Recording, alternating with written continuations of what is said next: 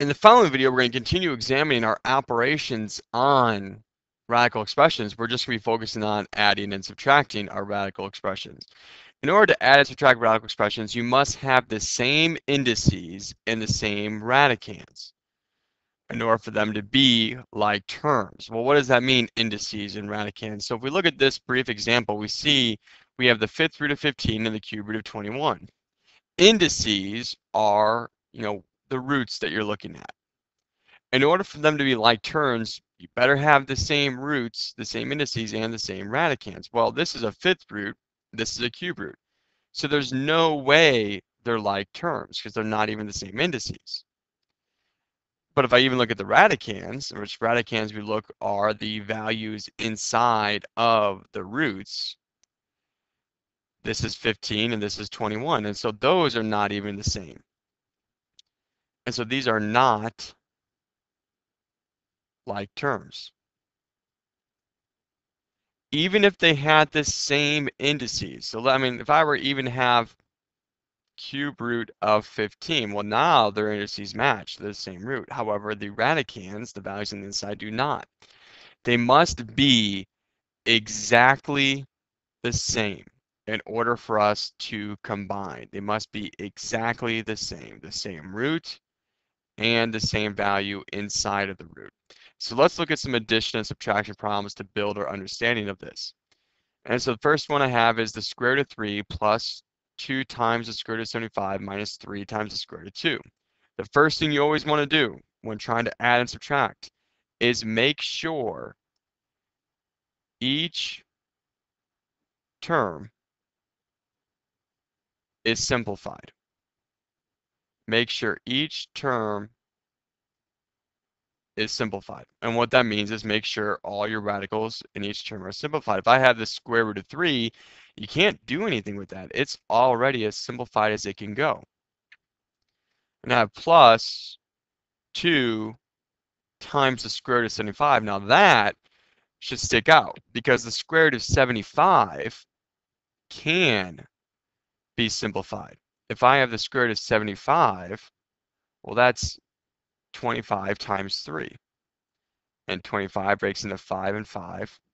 So I have a pair of 5s. I can pull out 1 5. So I have 2 times 5, and the 3 remains inside.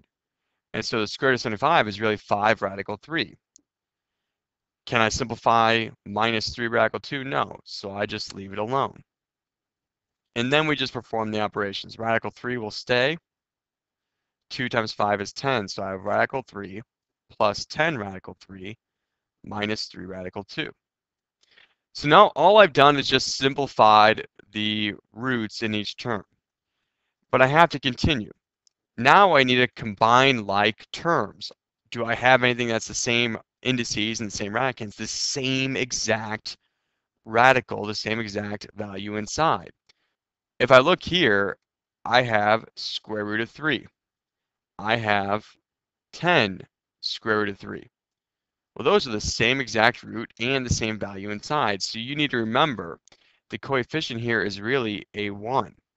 So you have 1 radical 3 plus 10 radical 3. And so if we combine like terms, 1 plus 10 is 11. So you have 11 radical 3 minus 3 radical 2. And that is your final answer. And so we need to make sure that we have the same exact roots when simplifying in order to accomplish it. Let's look at example 2. I have the cube root of 8 plus the cube root of 16 plus the cube root of 54. Now these are cube roots. So let's simplify the best we can. Well, right off the bat, the cube root of 8, I know automatically is 2. Now, cube root of 16, I'm going to have to break that down. I know that 16 breaks into 4 and 4, and the 4s break into 2 and 2. And so for cube root, you look for how many sets of 3 of the same number you have. And so I have, here's a set of 3 2s, so I can take out 1 2 with 1 remaining inside. So 2 times the cube root of 2. So I still have from the outside, the cube root of 8 is 2. Bring that down. I have plus, after simplifying, 2 times the cube root of 2. And now I have to simplify the cube root of 54. So 54 breaks into 2 and 27. 27 breaks into 3 and 9, and 9 breaks into 3 and 3. So I have 3 3s, so I can take out 1 3 and a 2 that remains inside. So 3 times the cube root of 2. And I have the plus sign. So I have 2 plus 2 cube root of 2 plus 3 cube root of 2. Can I combine? Do I have the same roots and radicands? Do I have the same indices and radicands? Cube root of 2, cube root of 2, exactly the same. So you treat it like an object. You have 2 cube root of 2's and 3 cube root of 2's. You have a total of 5. It's just like if you have 2x plus 3x. Just now you do it with radicals. You do it with roots. So I have 2 plus 5 cube root of 2 as my simplified expression. Now let's do one last one. Number 3. Back to square roots. Again, the key is to simplify as much as possible. So square root of 50. I know 50 is 25 times 2. 25 is 5 times 5. So I have one set of 5s I can take out. A 2 remains inside. So the square root of 50 is really 5 times the square root of 2. But I still have this 5 on the outside I need to bring down. Now I have minus. I need to simplify the square root of 8. 4 times 2. And 4 breaks into 2 and 2. So I have a pair of 2's. I can take out 1, 2 with another one that remains inside. So the square root of 8 is 2 square root of 2. Last is the square root of 18.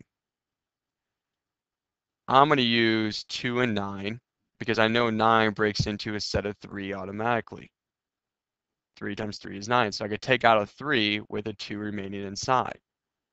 And then I have my plus sign in between. And so let's just make sure it's all simplified. Well, I can do 5 times 5 and get 25. So I have 25 square root of 2 minus 2 square root of 2 plus 3 square root of 2. Square root of 2, square root of 2, square root of 2. All of my roots are exactly the same. So now I just do basic combine like terms. 25 minus 2 is 23 plus 3 is 26. So I have 26 square root of 2 as my final simplified expression. So in adding, subtracting radical expressions, you want to make sure your roots are exactly the same root, the same indices, and the same radicand, the same value on the inside.